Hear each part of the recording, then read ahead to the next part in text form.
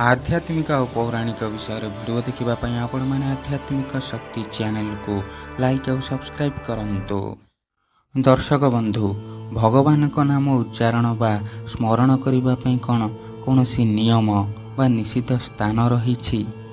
केवल कौन पवित्र स्थान मानकरे भगवान को नाम उच्चारण करा जाई परिबो एवं अपवित्र स्थान मानकरे भगवान नाम उच्चारण करा जाई परिबो नाही? एही विषय आपणको मतामत कौन आमको कमेंट माध्यम रे जणांतु।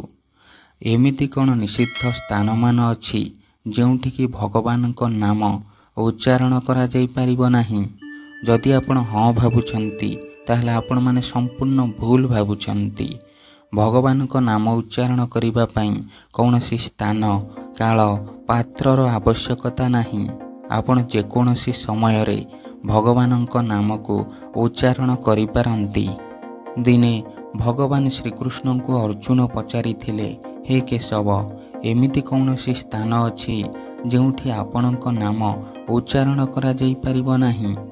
अर्जुन को श्रीकृष्ण कहिथिले, हे अर्जुन, एमिति कौनसी स्थान नाही जे जेउठी मोर नाम उच्चारण करा जाई परिबो नाही।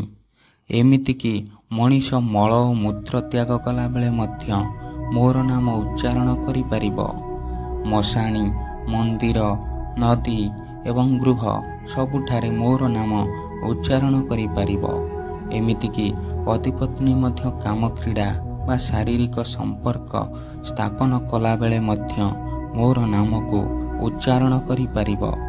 कारण कलिजुग रे नाम ही सबुठारु पवित्र, जहा सकल पाप रूपक तुला को अग्नि होई भस्म करि देई थाए।